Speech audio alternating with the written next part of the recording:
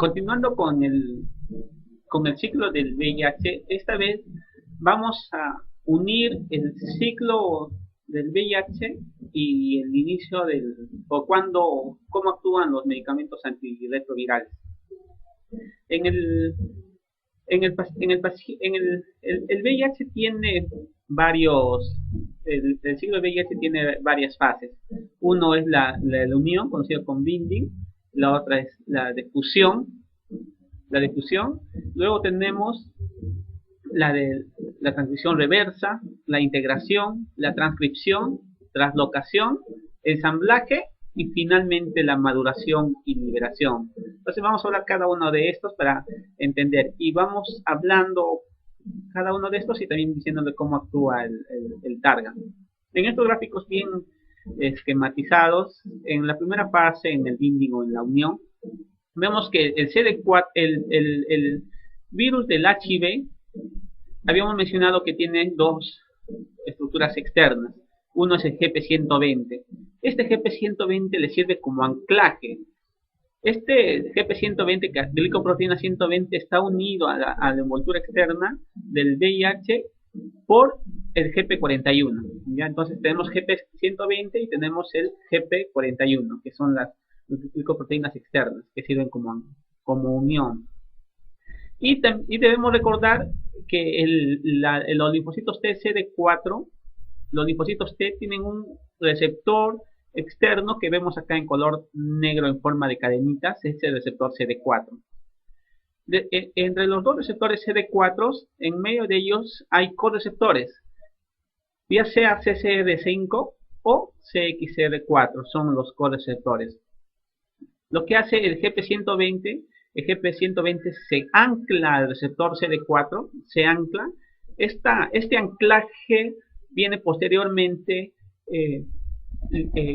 posteriormente al anclaje viene la unión del GP41, que es lo que se encuentra por debajo del GP120, se atrae el GP41, empieza a contraerse y lo que hace es la liberación de canales o de conductos a través de la membrana externa del linfocito TCD4, para que posteriormente, como vamos a ver más adelante, a través de estos canales se logre liberar todos los componentes nucleares del VIH. Entonces estamos en la primera fase, que es la de binding, la de unión, y acá lo que hemos mencionado es que existen unos correceptores. Lo que se hace, el GP120 se ancla al receptor CD4 y este anclaje hace que se junte el GP120 se junte con el correceptor CXR5 y posteriormente a esta unión el GP41 facilita el ingreso de los componentes nucleares. Pero acá tenemos un medicamento que lo que hace es bloquear los correceptores CXR5 o CCR5 o CXR4, que son conocidos como justamente los bloqueadores de estos correceptores CCR5. Conocido, actualmente tenemos el medicamento Maraviroc. Lo que hace este medicamento Maraviroc, como vamos a ver en la siguiente diapositiva, es unirse a los correceptores CCR5, se une a estos receptores CR5, haciendo que la glicoproteína GP120 no pueda unirse a los correceptores. Al no poder unirse a los correceptores, lo que hace es bloquear el ingreso de todos los componentes nucleares del virus. Al bloquear los correceptores, ya bloquea todo el ingreso. Idealmente esto debería ser ya el tratamiento antirretroviral, pero ya se han producido mutaciones donde ya la unión del CSR5 con este bloqueador no es la principal, no es la única forma de ingreso, sino existen otras, ¿no? Por eso ese es un tratamiento que se agrega al targa. Debemos recordar que este medicamento Maraviroc todavía no está disponible en el MINSA, en forma gratuita, pero sí el paciente ya lo puede comprar en aquellos pacientes que fracasan con el tratamiento de primera línea. Luego pasamos a la segunda fase, que es la de fusión. Habíamos visto que luego que la GP120 se ancla a los receptores CD4 y luego se une a los receptores CCR5, CXCR4, la glicoproteína, lo que se encuentra en la base, la glicoproteína 41, es la que va a facilitar el ingreso de los componentes nucleares. Esto se conoce como fusión. Cuando la glicoproteína 41 ingresa a través de la membrana nuclear, empieza a producirse el fenómeno de fusión de las dos membranas, celulares, tanto del virus como del linfocito T. A este estadio se le conoce como fusión. Y para evitar justo esta fusión también existen medicamentos inhibidores de la fusión. El medicamento más conocido es la enfuvirtide. Enfuvirtide, que es un medicamento nuevo, como vamos a ver aquí en este gráfico más esquemático.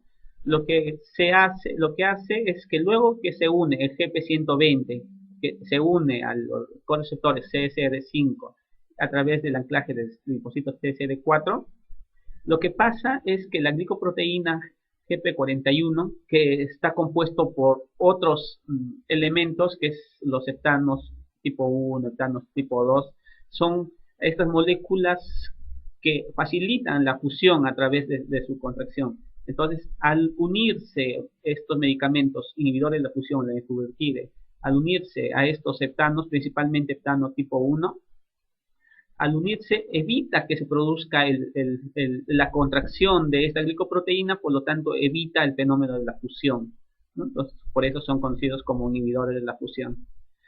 La siguiente fase es el ingreso de todo el componente nuclear a través de los canales ya formados, de todo el componente nuclear hacia el citoplasma del linfocito TCD4. Dentro del componente nuclear tenemos el ARN, la proteasa, la transcriptasa reversa, la integrasa y los mismos componentes los mismos componentes core del núcleo viral. Luego de producido este fenómeno de ingreso de los componentes nucleares, vamos a evidenciar dos fenómenos. Uno, que esta molécula de ARN viral que ya se encuentra dentro del citoplasma va a actuar una molécula que se conoce como transcriptasa reversa, como podemos ver acá en el gráfico, transcriptasa reversa. Lo que hace esta transcriptasa reversa, empieza a sintetizar o ayudar la transcripción de moléculas de ADN, pero ADN viral. Estas moléculas de ADN viral son sintetizados y posteriormente liberados, ¿no? La transcriptasa reversa lo que hace entonces es empezar a transcribir toda la información de este virus, de este ARN viral, lo transcribe y forma moléculas de ADN, ¿no? A través de elementos que se encuentran en el mismo citoplasma. Entonces, la transcriptasa reversa lo que hace es transcribir y formar moléculas simples de ADN. Pero también tenemos otro elemento, que es los ARN virales. Este mismo ARN viral va a tener una función esencial para la reproducción de este virus.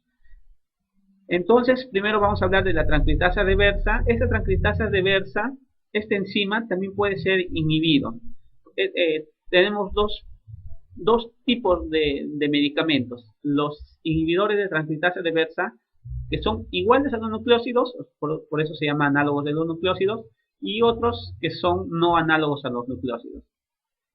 Si recordamos un poquito a lo que es biología o conceptos básicos de fisiopatología, el ADN está compuesto por, la unidad básica del ADN son los nucleótidos.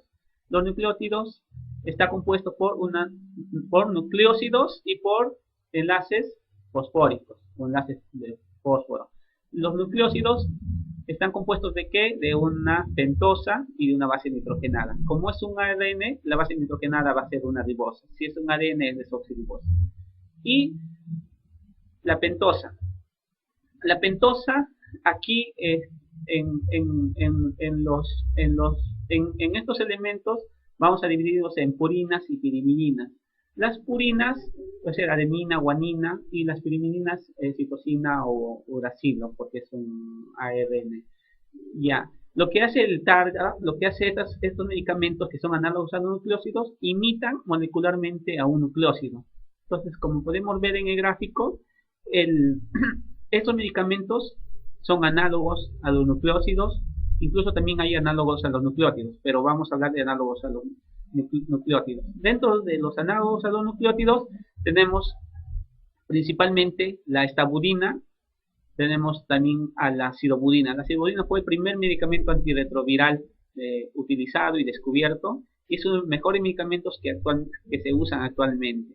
El problema de la sidobudina es que produce anemia, pero si el paciente empieza a presentar anemia, entonces lo cambiamos a estabudina, que no produce anemia. Pero estos dos medicamentos, lo malo de estos medicamentos es que producen acidosis metabólica, acidosis láctica, entonces hay que tener cuidado en estos pacientes. Producen un cuadro que se conoce como toxicidad mitocondrial, que son pacientes con acidosis láctica, más compromiso muscular, más lipodistrofias y con una lesión mitocondrial. Entonces, la causa de esto son inhibidores de transcriptasa reversa nucleósida. Lo que hacen estos medicamentos, acá estamos viendo en el gráfico, lo que hacen estos medicamentos que imitan a los nucleósidos. Cuando se empieza a producir el ensamblaje del ADN a través de la transcriptasa reversa, cuando empiezan a unirse los nucleósidos, lo que hace es esta molécula del medicamento se une como si fuera un nucleósido natural, se une y bloquea todo el proceso de la transcriptasa, todo el proceso de la transcripción y formación de ARN al ADN. Por lo tanto, bloquea la multiplicación viral, la reproducción viral. Y el siguiente son los inhibidores de la transcriptasa reversa no análogos a los nucleótidos, que también tienen no nucleósidos que también tienen un comportamiento distinto, pero no son moléculas semejantes a los nucleósidos, sino son moléculas mucho más grandes. Lo que hacen es bloquear o unirse o anclarse directamente con la transcriptasa reversa y bloqueando el proceso de reproducción. La siguiente fase es la integración.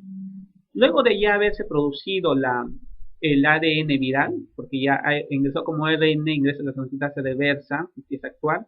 La transcriptasa reversa hace que se forme una molécula de ADN, un ADN viral. Este ADN empieza a formar su doble hélice a través de procesos, a través del ARN mensajero, de transcriptasa y todas las enzimas. Empieza a formarse la doble hebra.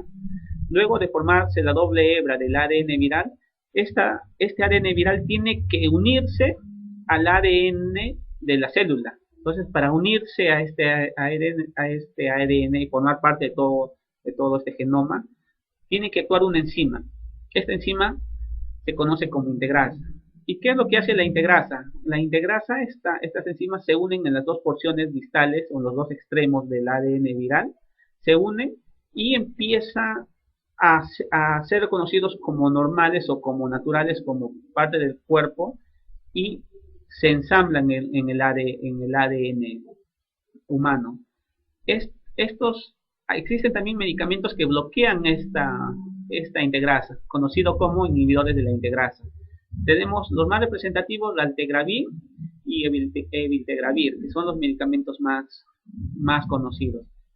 ¿Y cómo actúan estos medicamentos? Lo que hacen estos medicamentos se une directamente a la integrasa.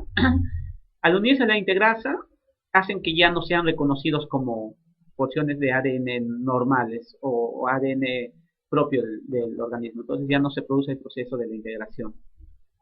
Ya, pero si seguimos, estamos en el proceso de integración y ya el ADN ha ingresado al genoma al ADN normal, a toda la molécula de ADN normal de la célula, al genoma de la célula, y aquí intervienen enzimas, moléculas, proteínas propias del linfocito T, como es el ARN polimerasa. Esta ARN polimerasa empieza a sintetizar proteínas a partir del ADN viral. Proteínas como son las glicoproteínas GP41 o glicoproteínas 120, empieza a sintetizar otras enzimas como transcriptasa, integrasa, proteasa, y también, lo más importante, que el ARN polimerasa empieza a formar otras porciones de ARN viral, moléculas de ARN viral. Luego que se ha producido esta transcripción, esta integración, se conoce el fenómeno de translación. Esta translación es cuando ya se han producido moléculas de ARN viral y se han producido proteínas. Estas proteínas empiezan a ensamblarse para formar GP41. El GP41 se une con el GP120. Todo este proceso se lleva a cabo dentro del aparato de Golgi. Estos elementos son liberados al exterior de la membrana externa del linfocito TCD4.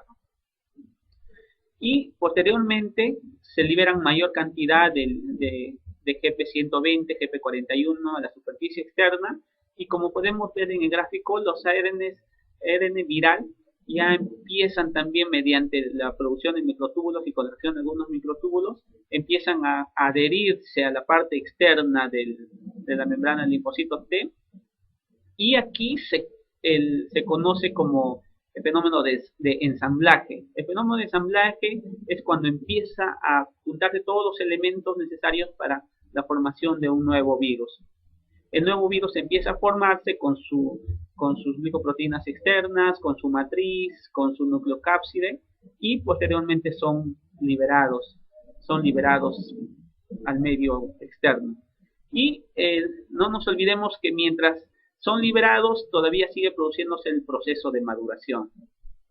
Normalmente pensamos que este proceso demora mucho tiempo, pero existen enzimas, proteínas, que también son producidas por el ARN polimerasa, que son conocidas como proteínas TAT. ¿Qué hace esta proteína TAT?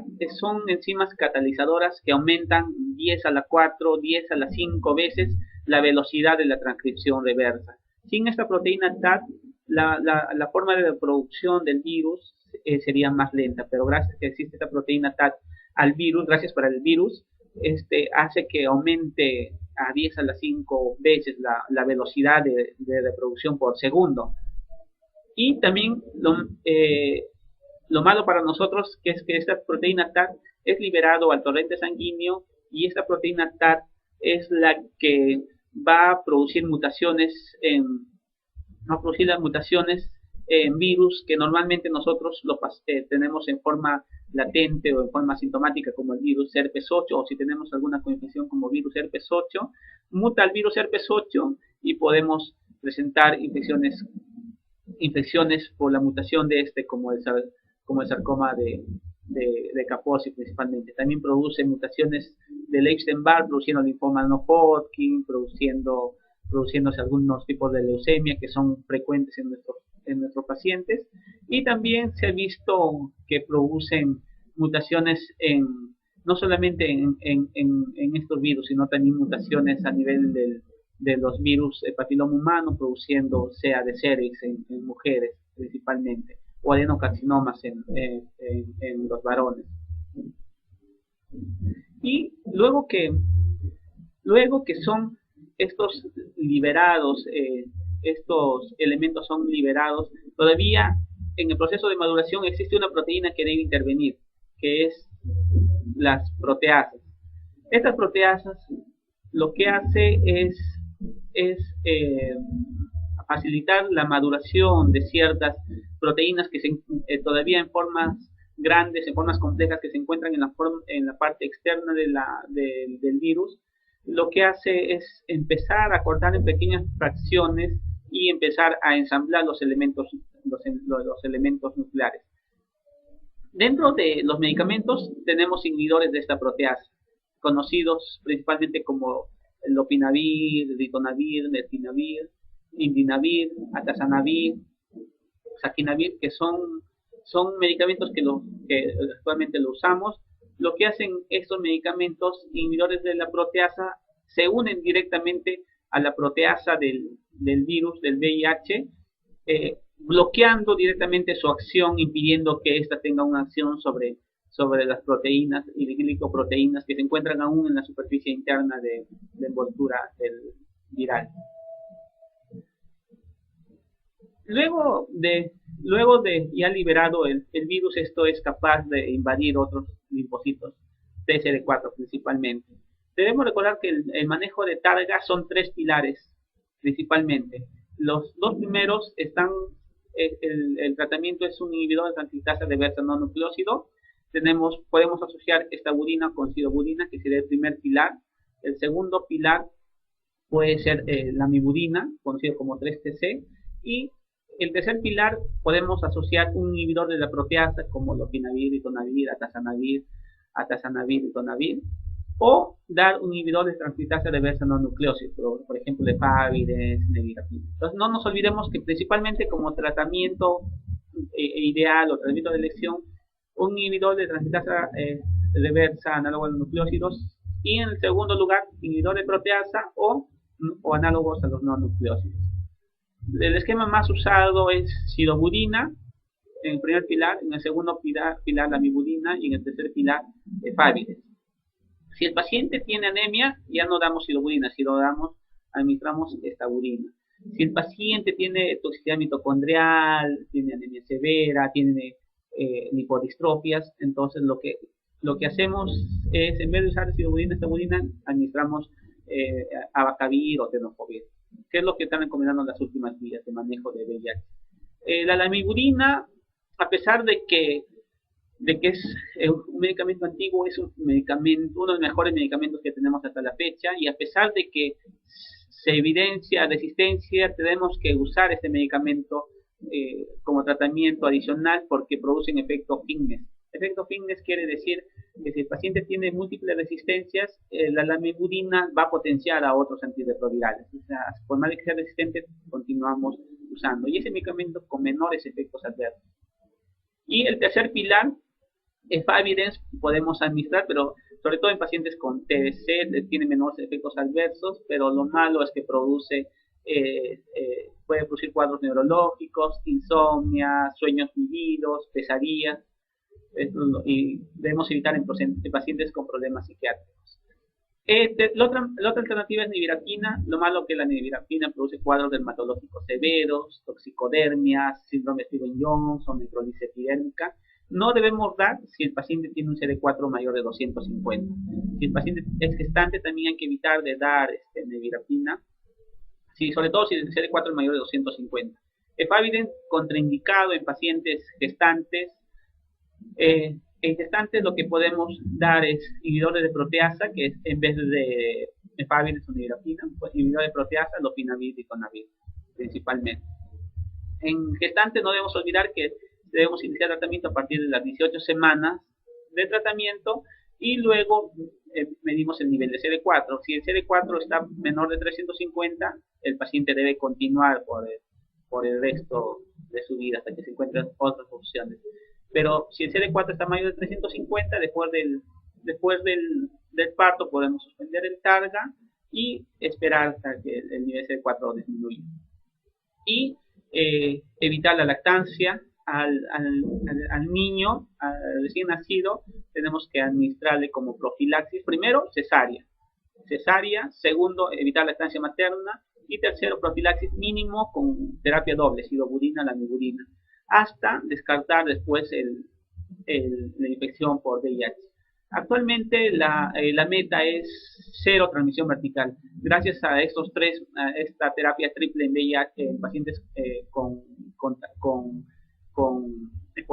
probable exposición a VIH, con un paciente que nace con cesárea, no lactancia materna y profilaxis con targa, podemos podemos reducir a cero. Actualmente en el hospital no tenemos ningún paciente con transmisión vertical, felizmente, pero una forma de diagnosticar que ha sido transmitido VIH no es con el ELISA, porque la mamá puede transmitirle anticuerpos contra el VIH, puede presentar el ELISA positivo. Pero sí le pedimos que la carga viral, ¿no? Si el paciente tiene carga viral, independientemente de su nivel de edad, es automáticamente infectado por el VIH.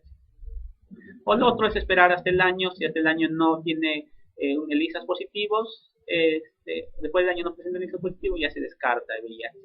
Si en niños menores de un año debemos iniciar targa, sí o sí, porque la mortalidad en ellos es 5 veces más alta, sobre todo el primer año. En cuanto al diagnóstico, la prueba de screening es la prueba rápida, que tiene una alta sensibilidad, llega hasta el 96%, las pruebas rápidas. Los exámenes de ELISA también es otra prueba de screening, y como de confirmación ya tenemos el RIPA, el Western Blot. También podemos pedir PCR, la carga viral, el nivel de CD4. Y como para terminar, no nos olvidemos que el paciente con VIH debe continuar con el tratamiento antirretroviral hasta que se encuentre la vacuna contra VIH, que probablemente aparezca de aquí a unos 10 años. Se está investigando bastante esta nueva opción. Ya se está a partir de los antígenos, sobre todo GP41 y GP120, pero los resultados de momento han sido frustros. Se ha estado encontrando bastante resistencia al tratamiento antirretroviral. Se recomienda si el paciente ya ha fracasado el tratamiento targa. ¿Cómo sabemos si fracasa el tratamiento targa? Si después de 3 meses las cargas virales siguen siendo elevadas y aún se evidencian niveles de carga viral, entonces ya se considera fracaso virológico. Antes se decía que era fracaso inmunológico si el CD4 no subía más de 150 por año, pero ahora esos términos se conocen como discordancia inmunovirológica. El aumento de CD4 no nos llama tanto la atención, pero sí la carga viral. La carga viral sí o sí tiene que estar en niveles indetectables después de 3 meses de tarda. Si no es así, entonces el paciente no está tomando el medicamento, que es la primera causa, o es una resistencia. Si en caso hay resistencia, ya se cambia a un segundo esquema de targa.